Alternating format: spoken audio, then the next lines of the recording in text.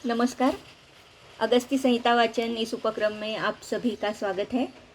श्री चरक संहिता चिकित्सा स्थान उदर चिकित्सा, इसका हमारा वाचन चल रहा है और अभी तक हमने 123 श्लोक का वाचन पूरा किया है। तो आज 124 श्लोक से हम आगे की शुरुआत कर रहे हैं। तो ये गवाक्षादि चूर्ण का श्लोक पढ़कर हमने लास्ट टाइम हम रुके थे, तो मैं फिर से पढ़ती हूँ और हमारे वाचन की शुरुआत करते हैं। गवाक्षीं शंखिनीं दन्ती तिल्वकस्य त्वचं वचां पिबेत् द्राक्षाम्बुगोमूत्र कोलकर्कन्धुसीधुभिः यवानी हपुषा धान्यम त्रिफला चोपकुंचिका। तो ये जो है ये गवाक्षादि चूर्ण, इसके बारे में बता रहे हैं। अभी इसके बाद सारे जो योग आ रहे हैं तो उसमें ये चूर्ण अभी हम देखेंगे। तो ये पहला पटोल मूलादि चूर्ण के बारे में हमने देखा था। उसके पहले यानी कि पूरे अध्याय में संप्राप्ति हेतु, ये तो अभी 1-2-3 बार हमारा रिपीट भी हो चुका है। लेकिन प्रशस्ति यानी कि जब भी कोई हम एक अध्याय देखते हैं तो कुछ न कुछ ऐसी चीज़ें होती है जो हमेशा हमें याद रखनी होती है। तो उसी तरीके से जब हम उदर कहेंगे तो दुग्ध प्रशस्ति, गोमूत्र प्रशस्ति, तक्र प्रशस्ति, घृत प्रशस्ति या स्पेशली विरेचन प्रशस्ति, ऐसे कुछ पॉइंट्स ऐसे हैं जो हमें याद रखना बहुत आवश्यक है। तो उसी तरीके से अभी ये चूर्ण के बारे में बता रहे हैं, जो कि बहुत सारे चूर्ण, अभी जितने सारे चूर्ण आएंगे वो विरेचन करने वाले इस तरीके के कुछ चूर्ण हैं। तो ये पहला जो है ये गवाक्षादि चूर्ण, इसके बारे में हम देखते हैं।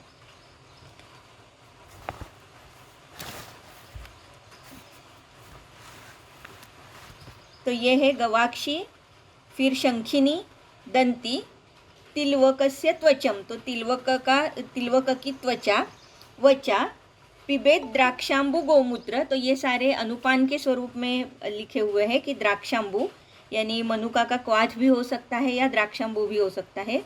गोमूत्र, कोलकर्कंधु सीधुभिः, तो छोटे और बड़े जो बेर है उनका क्वाथ और सीधु, इनके साथ ये गवाक्षादि चूर्ण का सेवन करना है। यवानी हपुषा धान्यम त्रिफला च उपकुंचिका, तो अर्थात ये दूसरा आगे का श्लोक है। मैंने 125 एक साथ था इसलिए पढ़ा है। तो नारायण चूर्ण की ये शुरुआत है, तो ये फिर से हम पढ़ते हैं। यवानी हपुषा धान्यम त्रिफला च उपकुंचिका कारवी पिप्पली मूलम अजगंधा शटी वचा शताह्वाजीरकं व्योषम स्वर्णक्षीरी सचित्रका द्वौ क्षारो पौष्करं मूलं कुष्ठं लवणपञ्चकं विडंगम च समांशानि दंत्या भागत्रयं तथा त्रिवृत् विशाले द्विगुणे सातलास्या चतुर्गुणा एतन्नारायणं नाम चूर्णं रोगगणापहं नैतत्प्राप्यातिवर्तन्ते रोगा विष्णुमिवासुरः तक्रेणोदरिभिः पेयं गुल्मिभिर्बदराम्बुना आनद्धवाते सुरया वातरोगे प्रसन्नया दधिमण्डेन विट्सङ्गे दधिमाम्बुभिरर्शसैः परिकर्ते सवृक्षाम्लं मुष्णामुम्बीरजीर्णके भगन्धरे पाण्डुरोगे श्वासे कासे गलग्रहे रुद्रोगे ग्रहणी दोषे कुष्ठे मंदे नले ज्वरे द्रष्टाविषे मूलविषे सगरे कृत्रिमे विषे यथार्हं स्निग्धकोष्ठेन पेयम एतद्विरेचनम इति नारायण चूर्ण। तो ये नारायण चूर्ण बहुत ही फेमस है, या बहुत सारे वैद्य इसका प्रयोग भी करते हैं। तो इसके कंटेंट्स हम पहले देखेंगे। यवानी हपुषा धान्य यानी धान्यक, त्रिफला, उपकुंचिका, तो उपकुंचिका की टीका अगर हम देखते हैं, उपकुंचिका कृष्ण जीरकम, नीचे टीका में देखिए आप, तो उपकुंचिका कृष्ण जीरकम, तो कृष्ण जीरक यानी कि ये उपकुंचिका। फिर कारवी, कारवी हमने शोथ में भी ये एक बार वनस्पति आ चुकी थी कारवी, तो तब भी मैंने कहा था कि इसका मतलब मुझे पता नहीं है। लेकिन जो हमारे ही ग्रुप में श्रुति वैद्य, ये जो वैद्य है, तो उन्होंने इसका अर्थ मुझे भेजा था कि जीर या भारंगी, ऐसे उसका मतलब हो सकता है ये। लेकिन यहाँ पर इसका फिर से मतलब अगर हमें लेना है तो वो अल्पजीरे ऐसे लेना है, यानी कि भारंगी यहाँ पर नहीं लेनी है। कारवी अल्पजीरकम ऐसे करके टीका में आया है, और जीरक शब्द देने तो महाजीरकम, तो जीरक सिर्फ कहेंगे तो महाजीरक लेना है, कारवी जब लेंगे तो अल्पजीरक लेना है, और उपकुंचिका ऐसे जब हम कहते हैं तो कृष्ण जीरक लेना है। तो इसमें कितने सारे फर्क है, यानी शाहजीरा जिसे हम मराठी में कहते हैं वो किसे कहना है, ये हमें फिर से एक बार देखना होगा। लेकिन शब्दशः इसके जो अर्थ है तो उपकुंचिका यानी कृष्ण जीरक और कारवी यानी कि अल्पजीरक। तो कारवी का मतलब शोथ में मैंने वैसे ही छोड़ दिया था कि उसका मतलब मुझे पता नहीं है, तो यहाँ पर ये मतलब उसका आया है और श्रुति ने भी ये भेजा था कि अल्पजीर या भारंगी। तो वहाँ पर हमें देखना पड़ेगा कि वो भारंगी सूटेबल है या अल्पजीर सूटेबल है। तो फिर से एक बार शोध जाकर देखिए जहाँ पर ये कारवी का उल्लेख आया है। फिर उसके बाद जो है पिप्पली मूलम, अजगंधा, शटीवचा, तो ये सारे चूर्ण हैं। द्वौक्षारो, दोनों क्षार लेने, यवक्षार और सज्जिक्षार। पौष्करम मूलम, पुष्कर मूल, कुष्ठ, लवण पंचक, और पूरे जो लवण पंचक है वो पूरे लवण पंचक लेने हैं। विडंगम च समाउशानी, तो विडंग तक इतने सारे जो चूर्ण आए हैं यवानी से लेकर विडंग तक, तो ये सारे समाउशानी, तो ये सारे सम प्रमाण में लेने हैं। दंत्या भागत्रयम तथा, और दंती का जो मूल है वो कितना लेना है, 3 भाग लेना है। त्रिवृत विशाले द्विगुणे, त्रिवृत और विशाला ये जो 2 है ये 2 भाग लेने हैं। सातला स्यात् चतुर्गुणः, और सातला जो है ये चतुर्गुण लेने हैं। तो जैसे मैंने कहा कि उदर में विरेचन की प्रशस्ति स्पेशली आई हुई है, तो यहाँ पर ये सारे चूर्ण अगर हम देखते हैं तो चूर्ण भी कैसे है कि स्पेशली विरेचन के लिए आए हुए सारे योग हैं।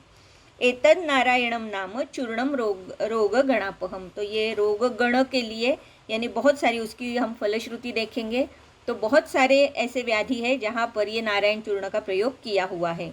नैनत प्राप्यंति वर्तन्ते रोगा विष्णुम इवासुरः, तो विष्णु के सामने जैसे असुर कुछ नहीं कर पाएंगे या विष्णु ही हमेशा उनके ऊपर जय उनका होगा, उसी तरीके से ये नारायण चूर्ण जो है इतने सारे व्याधियों में अगर हम उसका उपयोग करते हैं तो वो बहुत ही उपयुक्त होगा। तक्रेण उदरी भी ही, तो अभी यहाँ पर एक स्पेसिफिकेशन दिया हुआ है कि हर एक व्याधि और उसका अनुपान, जैसे महायोगराज गुगुल में भी हमने देखा है कि ऐसे एक स्पेसिफिक व्याधि महायोगराज और उसके साथ स्पेसिफिक कुछ उसका अनुपान, इस तरीके से यहाँ पर भी आया हुआ है। तो नारायण चूर्ण अगर हम कभी भी उधर नारायण चूर्ण, तो उसका यानी कि एक स्पेशलाइजेशन क्या है उसमें, तो हर एक व्याधि के लिए अलग अलग अनुपान उसका दिया हुआ है। तो उदर में तक्र, पेयम, गुल्मी भी ही बदराम्बुना, गुल्म अगर है तो बदराम्बु।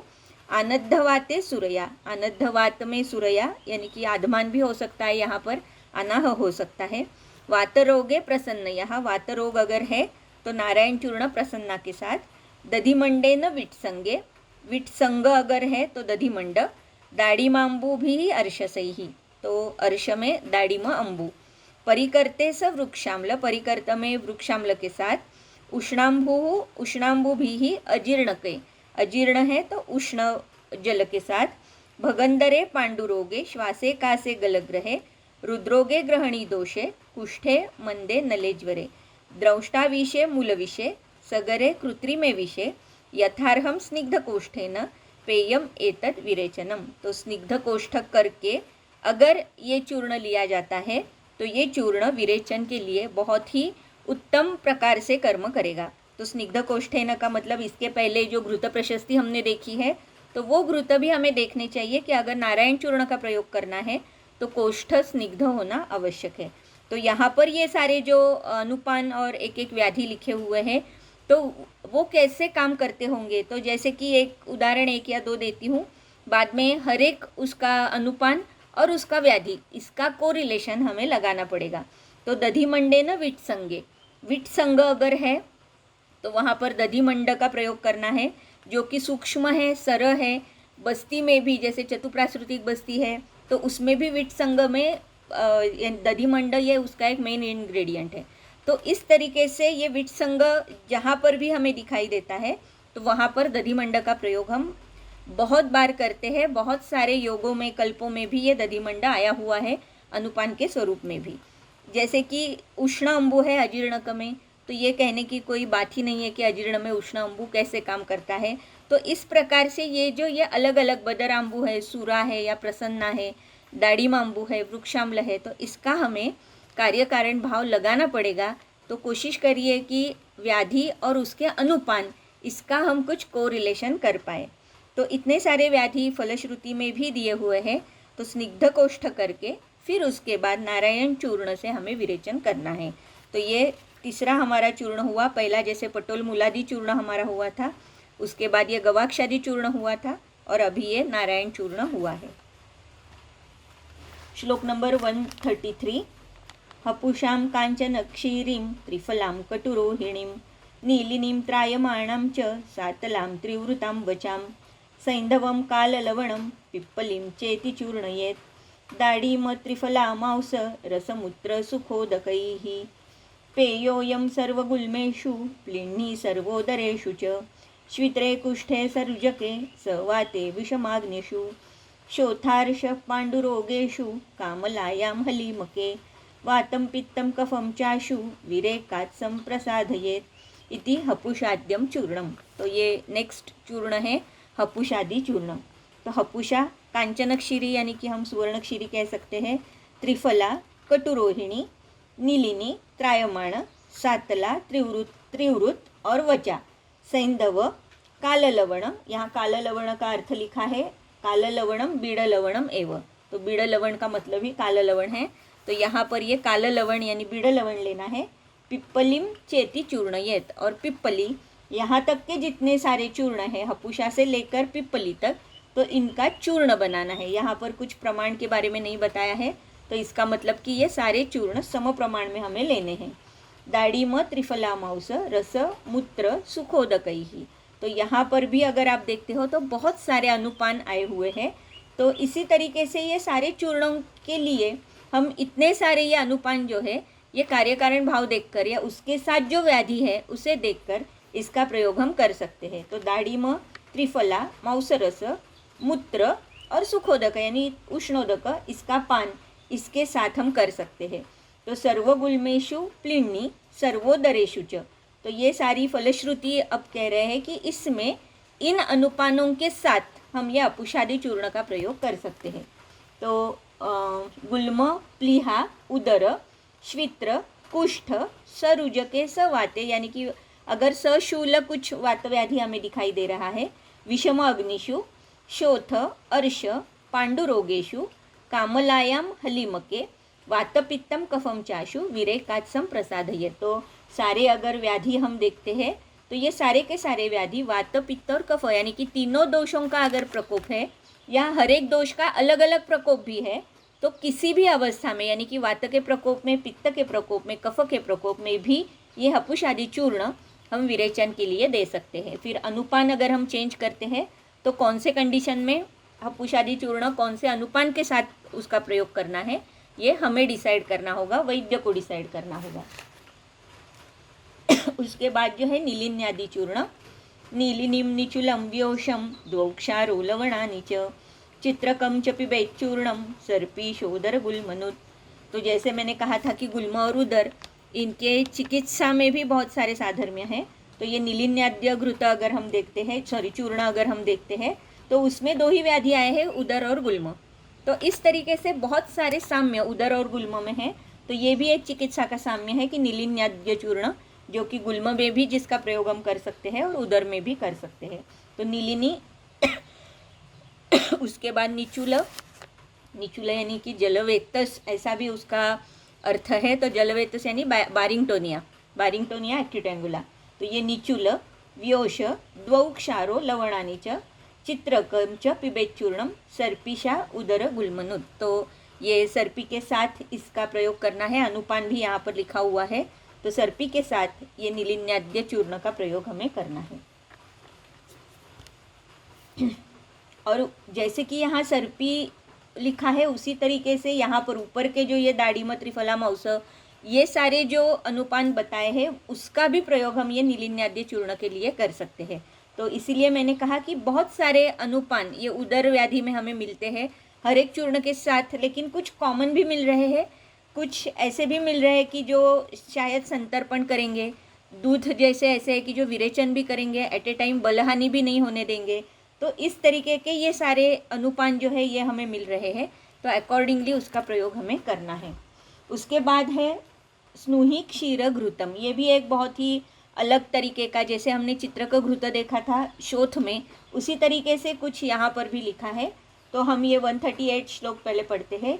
क्षीरद्रोणं सुधा क्षीर प्रस्तार्ध सहितं दधि जातं विमथ्य तद्युक्त्या त्रिवृत् सिद्धं पिबेत् घृतं तथा सिद्धं घृतप्रस्थं पयस्यष्टगुणे पिबेत् स्नुक्षीरपलकल्केन त्रिवृता षट्पलेन च गुल्मानां गरदोषाणाम् उदराणां च शान्तये इति स्नुहि क्षीर घृतम। तो ये स्नुहि क्षीर घृत जो है, तो क्षीरद्रोणम सुधा क्षीर प्रस्थार्ध सहितम दधि। तो इसका मतलब है कि क्षीर पहले लेना है एक द्रोण, उसमें स्नुहि क्षीर या सुधा क्षीर हमें डालना है आधा प्रस्थ। ये डालने के बाद, ये क्षीर में सुधा क्षीर डालने के बाद हमें उसका दधि लगाना है। दधि का जातम विमथ्य, यानी कि दधि का मंथन करने के बाद उसका जो तक्र होगा, तक्र से नवनीत, नवनीत से घृत हमें सिद्ध करना है। तो ये जो घृत होगा इसमें त्रिवृत का कल्क डालने के बाद ये घृत हमें सिद्ध करना है। तो जैसे हमने शोथ में भी देखा था कि चित्रक घृत, उसमें भी दो प्रकार आए थे कि एक चित्रक से सिद्ध दुग्ध का घृत बनाना है, और जब हम वो घृत बनाते हैं तो उसमें चित्रक का ही कल्क डालते हैं। उसी तरीके से यहाँ पर भी ये जो घृत आया है सुधा स्नुहि क्षीर घृत, तो उसमें भी पहले क्षीर लेना है, उसमें स्नुहि क्षीर डालना है। ये जो दूध तैयार होगा उसका दधि लगाकर तक्र बनाकर नवनीत निकालकर उसमें से घृत बनाना है, और ये घृत त्रिवृत कल्क से हमें सिद्ध करना है। तो इस तरीके से ये हमारा पहला स्नुहि क्षीर घृत हुआ। तथा सिद्धम घृत प्रस्थम पयसी अष्टगुणे पिबेत। ये दूसरे प्रकार का जो ये स्नुहि क्षीर घृत है, तो इसका अर्थ ऐसे होता है कि एक प्रस्थ हमें घृत लेना है, अष्टगुणे उसमें दूध डालना है, यानी कि 8 प्रस्थ उसमें दूध डालना है। फिर स्नुक क्षीर पलकल्केन त्रिवृता षट्पलेन च। तो स्नुक क्षीर उसमें एक पल हमें डालना है, और त्रिवृता षट्पलेन, त्रिवृत 6 पल उसमें डालना है, और उसका हमें घृत सिद्ध करना है। तो इस तरीके से यहाँ पर स्नुहि क्षीर घृत में 2 घृतों के बारे में बता रहे हैं। 2 घृत में नहीं कहूँगी, 2 मेथड्स कहूँगी। तो 2 मेथड्स से हमें ये घृत हम सिद्ध कर सकते हैं। पहला जो है वो क्षीर में ही स्नुहि क्षीर डालना है, उसी का दधि लगाकर उसी का बाद में घृत करना है, और घृत सिद्ध करने के लिए उसमें त्रिवृत डालना है, त्रिवृत कल्क। और ये दूसरा जो प्रकार है उसमें घृत स्नुहि क्षीर और दूध ऐसे लेकर उसमें कल्क त्रिवृत कल्क डालकर डायरेक्टली हमें घृत सिद्ध करना है। तो इस तरीके से ये 2 प्रकार हमें मिल रहे हैं स्नुहि क्षीर घृत के। तो ये जो दूसरा प्रकार है ये कॉमनली जैसे हम करते हैं कि कल्क है, द्रव द्रव्य है, घृत है, उस तरीके से अगर देखा जाए तो ये दूसरा जो प्रकार है ये थोड़ा सा पहले से सिंपलर फॉर्म में है। तो इसका निर्माण हम कर सकते हैं स्नुहि क्षीर घृत का। उसके बाद श्लोक नंबर 141। दधिमंडाढके सिद्धात् स्नुक्षीर पलकल्कितान् घृतप्रस्थात् पिबेन् मात्रां तद्वत् जठरशान्तये एषां चानुपिबेत् पेयां पेयो वा स्वादु वा रसं घृते जीर्णे विरिक्तस्तु कोष्णं नागरकैश्रुतं पिबेदम्बु ततः पेयां यूषं कौलत्थकं ततः पिबेद्रुक्षस्त्र्यहं त्वैवं भूयो वा प्रतिभोजितः पुनः पुनः पिबेत् सर्पी रानुपा पूर्व्यातयैव च घृतान्येतानि सिद्धानि विदद्यात् कुशलोऽभिषक् गुल्मानां गरदोषाणाम् उदराणां च शान्तये पिलुकल्कोपसिद्धं वा घृतमानाह भेदनं गुल्मग्नं नीलिनी सर्पिः स्नेहं वा मिश्रकं पिबेत्। तो यहाँ पर 141 से लेकर 145 तक ये जो घृत आए हुए हैं, तो पहले उसका मीनिंग देखेंगे। दधिमंड अढ़के सिद्धात् स्नुक्षीर पलकल्कितान। तो इसका मतलब है कि दधिमंड जो है ये एक अढ़क लेना है, उसमें स्नुक्षीरी जो है ये क्षीर जो है ये कितना लेना है, एक पल में लेना है। घृत प्रस्थात, एक प्रस्थ घृत लेना है। पिबेन मात्राम तद्वत जठर शांतये। तो इसका जो हमने घृत सिद्ध किया है, तो ये घृत सिद्ध जठर शांति के लिए या उदर शांति के लिए इसका प्रयोग हम कर सकते हैं।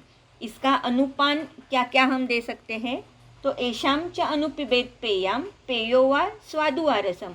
तो इसका मतलब है अनुपान भी हम कह सकते हैं, या जैसे कि स्नेहपान किया है तो स्नेहपान के बाद जो यानी कि लघु उष्ण ऐसे जो अन्नपान का सेवन हम करते हैं तो उसमें भी ये पेया, अनु का मतलब अनुपान भी हो सकता है या उसके बाद जो हमें अन्नपान करना है तो उसमें ये सारे जो द्रव्य दिए हुए हैं इसका हमें सेवन करना होगा।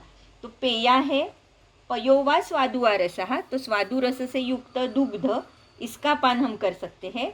घृते जीर्णे विरिक्तस्तु कोष्णम नागर अकैश्रुतम, और ये घृत जीर्ण होने के बाद विरेचन हमें देना है, और विरेचन के लिए नागरादि कषाय जो है विरेचन के लिए तो उसका प्रयोग भी हम कर सकते हैं। या उसके बाद यानी कि विरेचन होने के बाद नागरादि कषाय हमें पहले दिन देना है। पिबेद अम्बुत ततः पेयाम, दूसरे दिन पेया पीनी है। यूषम कौलत्थकम तथा, और उसके बाद कुलत्थ का यूष पीना है। तो जैसे मैंने अभी कहा कि ये जो अनु एशाम च अनु पिबेत पेयाम, ये जब हम देखते हैं तो अनु का मतलब अनुपान भी हो सकता है या घृतपान करने के बाद जो आहार लेना है तो उसमें हमें पेया या पयोवा स्वादुआ रसम, तो स्वादु रस से सिद्ध ऐसा दुग्ध या मांसरस इसका सेवन हमें घृतपान के बाद करना है। ये घृत जीर्ण होने के बाद विरेचन देना है। विरेचन के बाद उसका भी कुछ प्रयोग यहाँ पर बताया है। तो विरेचन के बाद नागरक श्रुत या नागरक श्रुत काढ़ा क्वाथ, उसके बाद पेया और उसके बाद कौलत्थ का यूष, ऐसे 3 दिन इसका पान हमें करना है। पिबेत वृक्षस्त्रयं त्वैवं भूयो वा प्रतिभोजितः पुनः पुनः पिबेत सर्पिः अनुपूर्व्या तयैव च, और ये विरेचन देने के बाद अगर रुक्षण हमें दिखाई दे रहा है कि ज़्यादा ही कुछ रुक्षण वहाँ पर हुआ है, ऐसे अगर अवस्था हमें वहाँ पर दिखाई देती है तो ओदन और दुग्ध इसका पान हमें करना है। तो बहुत बार ऐसे होता है जैसे कि गुल्म में भी हमें कुछ घृत हमने देखे थे या कुछ कॉम्बिनेशंस हमने देखे थे कि जैसे कि विरुद्धान्न जिसे हम कहते हैं, तो दधी कभी भी गर्म नहीं किया जाता, लेकिन गुल्म में जो जितने सारे बहुत सारे घृत आए हुए हैं जिसमें दधी भी है और ये गर्म भी किया हुआ है, तो विरुद्ध जैसे हम कहते हैं तो ये भी एक संस्कार विरुद्ध है। उसी तरीके से यहाँ पर ये संयोग विरुद्ध जो है, तो हम दूध और ओदन ये कभी भी एक साथ नहीं खाते, लेकिन यहाँ पर उसका प्रयोग बताया गया है। तो ऐसे कुछ ऑड्स जैसे है जो मैं हमेशा कहती हूँ कि ये हमें याद रखने होते हैं, उसी तरीके से यहाँ पर भी एक ऑड है या विरुद्ध कुछ है लग रहा है, लेकिन फिर भी उसका पान यहाँ पर या उसका निर्देश यहाँ पर किया हुआ है। तो पिबेत वृक्षम त्र्यहम तु एवं भूयो वा प्रतिभोजितः पुनः पुनः पिबेत सर्पिः अनुपूर्व्या तयैव च घृतानि एतानि सिद्धानि विदध्यात् कुशलोभिष। तो यहाँ पर अगर स्निग्धता की अपेक्षा है तो यही सारे जो घृत अभी तक के बताए हैं तो उसका पुनः पुनः पान यहाँ पर हमें करना है। गुल्मानाम गरदोषाणाम उदराणाम च शांतये, तो गरदोष इसके पहले भी जो चूर्ण हमने देखे हैं तो उसमें भी गरदोष और विषों का कुछ यानी कि अजीर्ण की वजह से उत्पन्न होने वाले जो विष है या इस तरीके के विषों का भी प्रयोग, अभी ये नारायण चूर्ण हमने पढ़ा तो उसमें भी आया था कि द्रंष्टा विष है, मूल विष है, सगर है यानी गर विष है या कृत्रिम विष है, उसमें भी नारायण चूर्ण का प्रयोग बताया है। उसी तरीके से यहाँ पर भी ये गर दोष के लिए इसका उल्लेख यहाँ पर आया है। पिलु कल्कोप सिद्धम वा घृतम अनाह भेदनम, ये दूसरा घृत आया है। पिलु कल्क जैसे यहाँ पर अभी ये घृत आया था सुधा क्षीर का, उसी तरीके से यहाँ पर पिलु कल्क डालकर उसका भी घृत सिद्ध करके वो अगर लेना है तो वो किस लिए है, तो अनाह भेदनम। यहाँ पर ये जो पिलु शब्द है तो पिलू का भी एग्जैक्ट मतलब तो मुझे भी नहीं पता है कि पिलू यानी कि कौन सी वनस्पति हमें लेनी है, लेकिन पिलू कटु तिक्त कटु सर उष्ण तीक्ष्ण इस तरीके के उसके गुण मिल रहे हैं, लेकिन एग्जैक्टली पिलू यानी कि कौन सी वनस्पति ये अभी मुझे पता नहीं है। तो अगर किसी को इसके बारे में कुछ और जानकारी है तो ज़रूर वो आप बताइए लेक्चर होने के बाद। तो पिलू कल्कोप सिद्धम वा घृतम अनाह भेदनम गुल्मग्नम नीलिनी सर्पी स्नेहम वा मिश्रकम पिबेद। तो नीलिन्याद्य घृत नीलिनी सर्पी जो है गुल्म में आए हुए बहुत सारे घृत है तो उनका प्रयोग भी यहाँ पर हम कर सकते हैं। मिश्रक घृत का भी प्रयोग हम कर सकते हैं। तो इस तरीके से अगर रुक्षण होता है, ऐसे अगर हमें दिखाई देता है कि विरेचन के बाद रुक्षण हुआ है तो इतने सारे घृतों का जो वर्णन है या गुल्म में आए हुए जितने सारे घृत है उनका भी प्रयोग हम यहाँ पर रुक्षण के लिए कर सकते हैं। तो ये मिश्रक घृत का वर्णन हमने देखा था चरक चिकित्सा 5 में, तो वहाँ पर भी हम ये मिश्रक घृत का वर्णन एक बार फिर से जाकर देख सकते हैं। तो इस तरीके से इतने सारे घृत आए हुए हैं जिनका प्रयोग उदर में अगर रुक्षता हमें लगती है तो हम कर सकते हैं। इसके बाद है श्लोक नंबर 146। क्रमान्निवृत्त दोषाणाम जांगल प्रतिभोजिनाम दोषशेष निवृत्त्यर्थम योगान वक्ष्याम्यतः परम।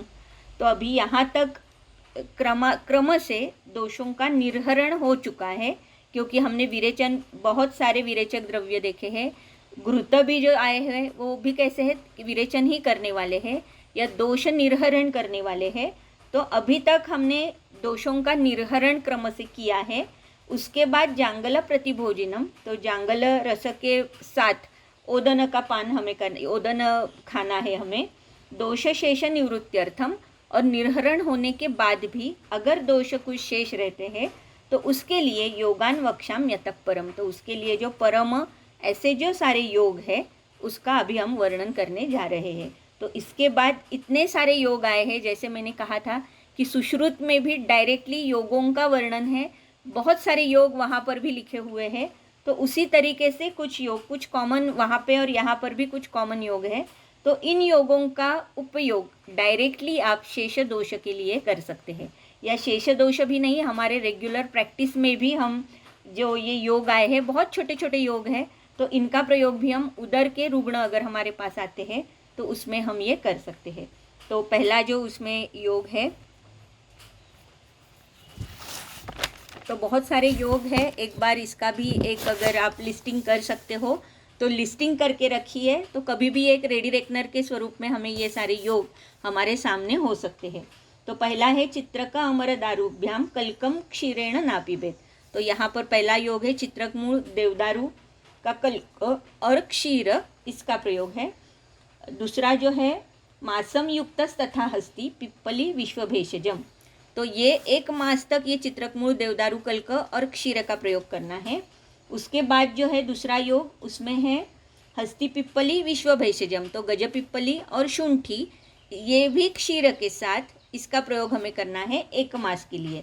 तो मासम युक्त्या और क्षीरेण नापिबेत ये दोनों के लिए कॉमन है, ये दोनों योगों के लिए। तो पहला है चित्रक, दूसरा गज पिप्पली। तीसरा जो योग है विडंगम चित्रकम दंती चव्यम योषम च तैहि पयः।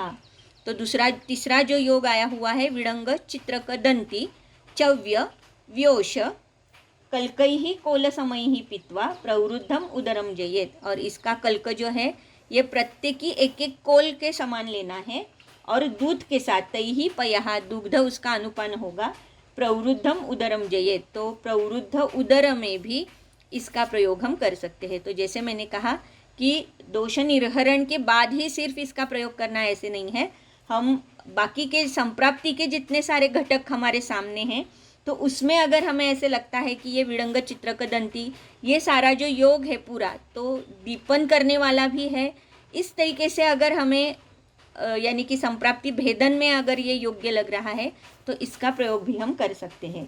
तो इसीलिए प्रवृद्धम उदरम जयेत यहाँ पर इसका लिखा है कि प्रवृद्ध अवस्था में भी, यानी सिर्फ शेष दोष में नहीं, प्रवृद्ध अवस्था में भी इसका प्रयोग हम कर सकते हैं। पिबेत कषायम त्रिफला दंती रोहितकैहि श्रुतम व्योषक्षारयुतम जीर्णै रसैहि अद्यात्तु जांगलैहि। तो ये अगला उसका योग है कि त्रिफला, दंती, रोहितक का क्वाथ, इसके साथ व्योष और क्षार, इसका प्रयोग हम कर सकते हैं। और ये औषध जीर्ण होने के बाद रसैहि दद्यात्तु जांगलैहि, तो जांगल रस का उपयोग, तो जांगल मांस रस और ओदन, हमेशा हम भोजन जब कहते हैं तो ओदन उसके साथ होता ही है। तो त्रिफला, दंती, रोहितक, व्योष, क्षार, इसके साथ ये जीर्ण होने के बाद जांगल मांस रस का सेवन रुग्ण कर सकता है। मांसम वा भोजनम भोज्य सुधा क्षीर घृतान्वितम। तो ये नेक्स्ट उसका आया हुआ है कि मांस रस और ओदन, इसके साथ स्नुही क्षीर का, जैसे हमने ये स्नुही क्षीर घृत ये 2 या 3 योग इसमें देखे हैं हमने, तो उसी का सेवन भी मांसरस और ओदन के साथ रुग्ण कर सकता है। क्षीर अनुपानम गोमूत्रेण अभयाम व प्रयोजयेत। तो ये नेक्स्ट योग आया है गोमूत्र और अभया, इसका प्रयोजन क्षीर के साथ हम कर सकते हैं। सप्ताहम माहिषम मूत्रम क्षीरम च अनन्न भूप पिबेत। ये नेक्स्ट योग आया है कि अभी जैसे कि गोमूत्र और अभया ये क्षीर के साथ, सप्ताहम माहिषम मूत्रम तो 7 दिन तक माहिष का मूत्र, क्षीरम च अनन्न भूप पिबेत और अन्न न लेते हुए माहिष का ही क्षीर रुग्ण ले सकता है। तो ये जैसे सुश्रुत के ही ये सारे योग हैं, माहिष मूत्र क्षीर, ये सुश्रुत में भी सेम आए हैं, तो इसीलिए मैंने कहा कि कुछ योग यहाँ और वहाँ पर सेम दिए हुए हैं। तो इस तरीके से ये रुग्ण के लिए कुछ योग बता रहे हैं। अब इसके बाद जैसे कि क्षीर के प्रयोग बता रहे हैं, तो उसमें से पहला जो जैसे कि गोमूत्र अभया क्षीर के साथ, या अभी बाद में बहुत सारे क्षीर के योग बताएंगे, एक 7-8 शायद क्षीर के योग है, वो हम देखते हैं। मासम औष्ट्रम पयच्छागम 3 मासान व्योष संयुतम हरितकी सहस्रम वा क्षीराशी वा शिलाजतु विधानेन गुगुलुम वा प्रयोजयेत। तो यहाँ पर क्षीर के प्रयोग अलग अलग बताए हैं। तो पहला उसमें मैंने कहा ऑलरेडी कि माहिष क्षीर जो है ये अन्न न लेते हुए ये 7 दिन लेने हैं। उसके बाद 1 मास तक औष्ट्रपय छागम, तो उसका मतलब है कि 1 मास के लिए औष्ट्र का दुग्ध या छाग का दुग्ध हमें लेना है व्योष संयुतम 3 मासान। तो 3 मास के लिए भी हम ये छाग का पय प्लस व्योष या औष्ट्र का दुग्ध प्लस व्योष, ऐसे 3 मास के लिए भी इसका प्रयोग हम कर सकते हैं। तो ये सप्ताहम माहिषम मूत्रम ये जो आया है, तो 7 दिन के लिए माहिष का मूत्र, क्षीरम च अनन्न भूप पिबेत मासम, ये ऐसे भी हम कह सकते हैं कि 1 मास तक के लिए अन्न न लेते हुए सिर्फ माहिष का क्षीर हमें लेना है। तो क्षीर प्रयोग में ये पहला प्रयोग आया, माहिष का क्षीर 1 महीने तक, या औष्ट्र या औष्ट्रपय या छागपय 3 मास तक व्योष के साथ, ये 2 प्रयोग और आए हुए हैं। उसके बाद है हरितकी सहस्त्रम वा, हरितकी यानी कि सहस्त्र हरितकी और दुग्ध, इसका प्रयोग हमें क्षीर के साथ यानी क्षीर और हरितकी इसका प्रयोग हमें करना है। या शिलाजतु और दुग्ध इसका प्रयोग हमें करना है। शिलाजतु विधानेन गुगुलुम वा प्रयोजयेत। तो जैसे कि शिलाजित का प्रयोग बताया है उसी तरीके से गुगुलु का प्रयोग भी हम दूध के साथ कर सकते हैं। यहाँ पर हरितकी सहस्त्रम ये जो लिखा है, तो वर्धमान पिप्पली जैसे करते हैं उसी तरीके से ये वर्धमान हरितकी दिया जा सकता है। तो इसके बारे में भी आप और पढ़ सकते हो कि ये कैसे दिया जाता है, लेकिन यहाँ पर जो मीनिंग है, तो सहस्त्र हरितकी दूध के साथ, शिलाजित दूध के साथ और गुगुलु भी दूध के साथ इसका प्रयोग हम कर सकते हैं। शृंगवेर आर्द्रक रसहा पाने क्षीर समोहिता, तो आर्द्रक स्वरस और दूध इसका प्रयोग भी हम कर सकते हैं सम प्रमाण में। तैलम रसेन तेनैव सिद्धम 10 गुणैन वा, तो यहाँ पर ये हितहा तक यानी 153 तक यहाँ पर सारे दूध के प्रयोग अलग अलग लिखे हुए हैं। एक बार हम फिर से ये क्षीर प्रयोग देखते हैं, तो थोड़ा सा क्योंकि मैंने बताते समय में भी कुछ अगर गड़बड़ी मेरी हुई है, तो एक बार फिर से सिर्फ क्षीर प्रयोग देखते हैं। तो जैसे कि अन्न वर्ज्य करके माहिष का दुग्ध लेना है हमें, ये हम 1 महीने तक ले सकते हैं यहाँ पर मासम। फिर उसके बाद जैसे लिखा है दूसरा जो प्रयोग है वो औष्ट्र दुग्ध है व्योष के साथ, ये 3 महीने के लिए कर सकते हैं। या छागपय और व्योष ये भी 3 महीने के लिए हम कर सकते हैं। दुग्ध और सहस्र हरितकी इसका प्रयोग हम कर सकते हैं। शिलाजित और दुग्ध का प्रयोग कर सकते हैं। शिलाजित की तरह ही गुगुलु और दुग्ध का प्रयोग कर सकते हैं। या आर्द्रक स्वरस और दुग्ध ये सम प्रमाण इसका प्रयोग भी हम कर सकते हैं। तो इसके लिए कुछ कालावधि का प्रयोग नहीं बताया। तो सहस्र हरितकी जैसे मैंने कहा कि वर्धमान पिपली की तरह किया जाता है, तो उसमें भी वो देखना पड़ेगा कि कितने दिन तक हम ये ले सकते हैं, और बढ़ाते बढ़ाते 1 सहस्त्र तक हमें ये करना है। तो इस तरीके से यहाँ पर ये शिलाजीत या गुगुलु इसके बारे में कितने दिन तक ये लेना है इसके बारे में कोई भी निर्देश नहीं है, सिर्फ उसके योग बताए हैं। फिर उसके बाद ये जो है तैलम रसेन तेनैव सिद्धम दशगुणेन वा, तो इसका मतलब है कि तेल सिद्ध करना है। तेनैव इसका मतलब उसके पहले जो आर्द्रक स्वरस आया है, तो आर्द्रक स्वरस सिद्ध तिल तेल लेना है हमें।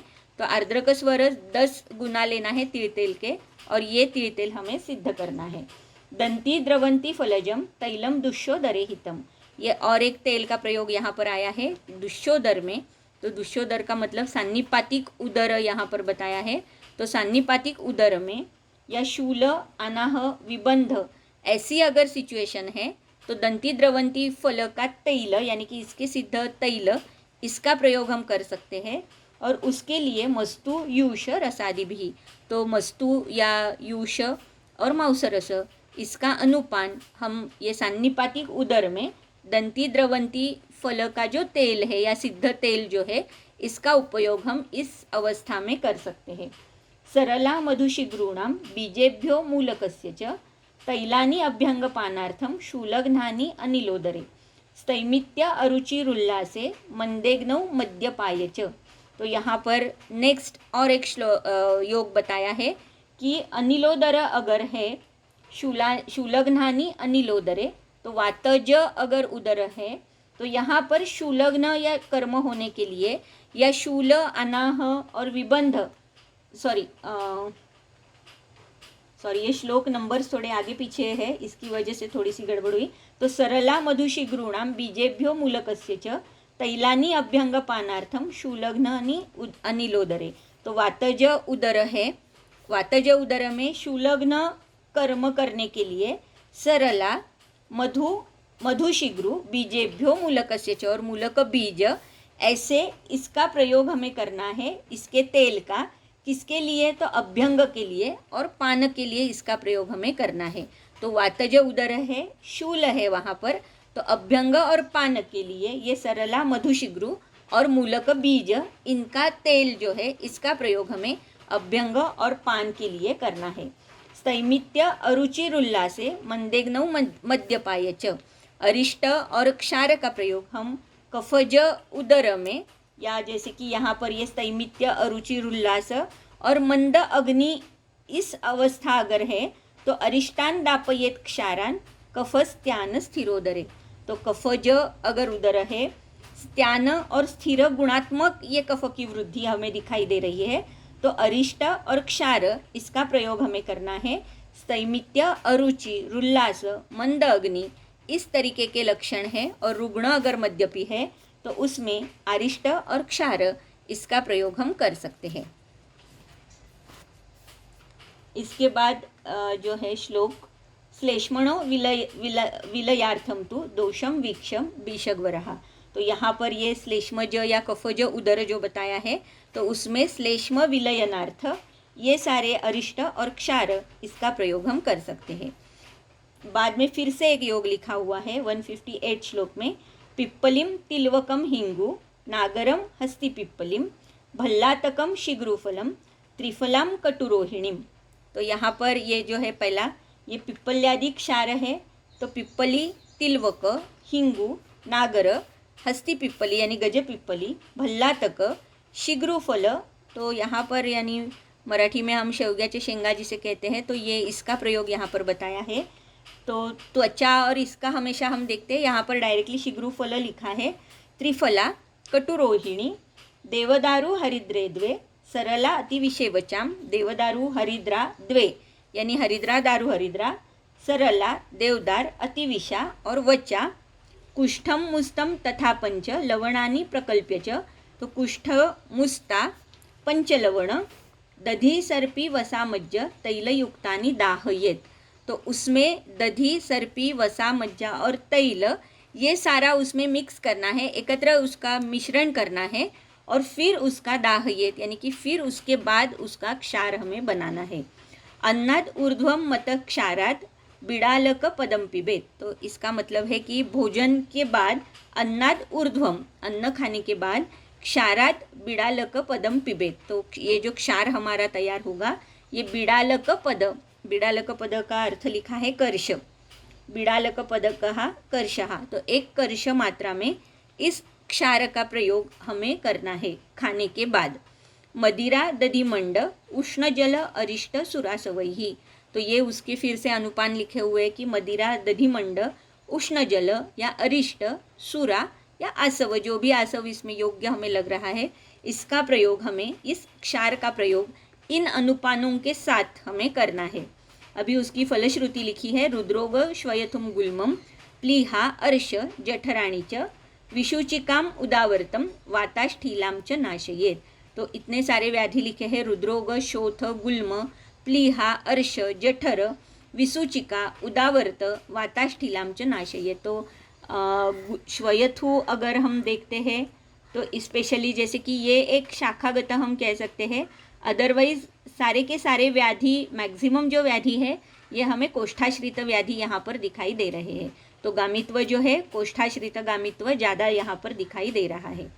क्षारम च अजकरिषाणाम श्रुतम मूत्रैः विपाचयेत् कार्शिकम पिप्पलीमूलम पंचैव लवणानि च पिप्पली चित्रकम शुंठीं त्रिफलां त्रिवृतां वचां द्वौक्षारो सातलां दंतीं स्वर्णक्षीरीं विषाणिकां कोलप्रमाणां वटिकां पिबेत संवीर संयुतां। तो यहाँ पर फिर से दूसरा एक क्षार आया हुआ है। यहाँ तक तो ये पहला क्षार हमने देखा, पिप्पल्यादि क्षार। ये दूसरा जो क्षार है ये है क्षारम च अजकरिषाणाम। तो अज का जो करिष है उसकी जो विष्ठा है, पुरुष है, उसका क्षार हमें करना है। और ये जो क्षार है,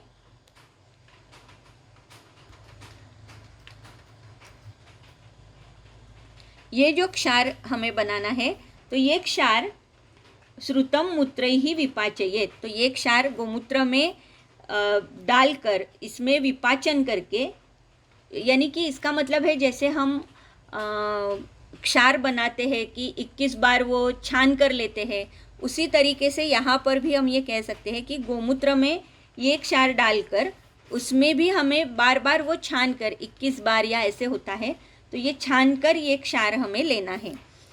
फिर है कार्शिकम पिप्पली मूलम पंचैव लवणानि च। तो एक एक कर्ष, ये जो अभी आगे वाले जो सारे द्रव्य बताएंगे, तो ये एक एक कर्ष उसमें डालने हैं। पिप्पली मूल या पिप्पली मूल पंचैव लवणानि च पंचलवण पिप्पली चित्रक शुंठी त्रिफला त्रिवृत वचा द्वौक्षारो सातला दंती सुवर्णक्षीरी विषाणिका। विषाणिका का भी मतलब मुझे नहीं मिला है, तो विषाणिका का भी मतलब आप देख सकते हो।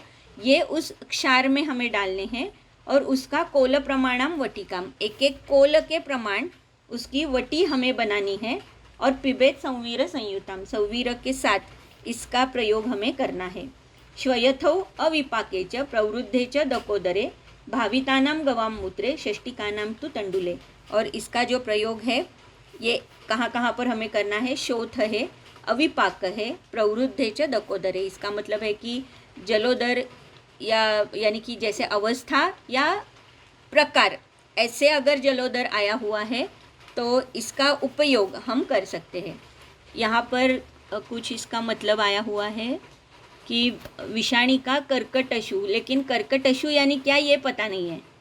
तो इसका अगर हमें कुछ अर्थ मिलता है तो वो सही रहेगा, क्योंकि बहुत बार ऐसे होता है कि उसका पर्याय तो मिलता है। कर्कट श्रृंगी है कि नहीं मुझे पता नहीं, मुझे एग्जैक्ट पता नहीं है, हो सकता है, ठीक है। अगर है तो बढ़िया, कर्कट श्रृंगी अगर ये कंफर्म है तो विषाणिका यानी कि कर्कट श्रृंगी, ये याद रखिए।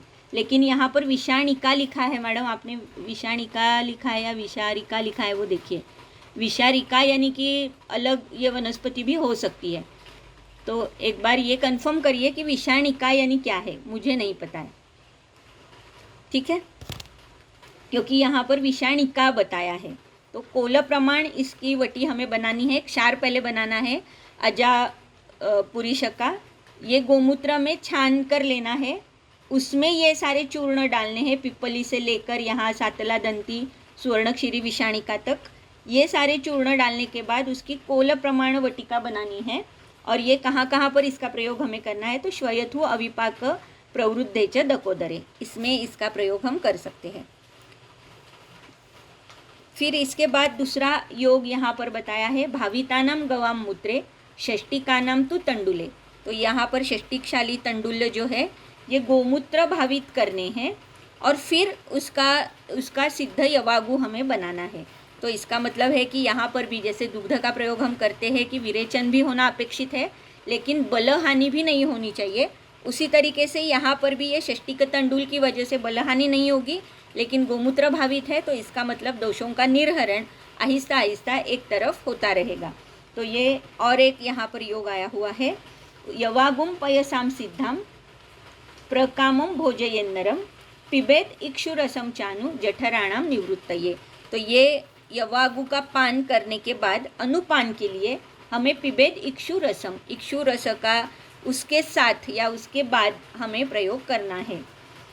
स्वम स्वम स्थानम रजत्येवम तथा पित्त कफानिला, तो कफ, पित्त, कफ और अनिल ये अपने अपने स्थान पर, इसका मतलब है कि दोषों का निर्हरण होने के बाद जो शमन होगा ये भी हम कह सकते हैं, या अपने अपने स्थान पर ये सारे योग अगर इनका प्रयोग हम करते हैं तो इसका मतलब है कि वात पित्त कफ स्वस्थान पर यानी कि अपने अपने प्रमाण में आ जाते हैं, उनका शमन हो जाता है, ऐसे हम इसे कह सकते हैं।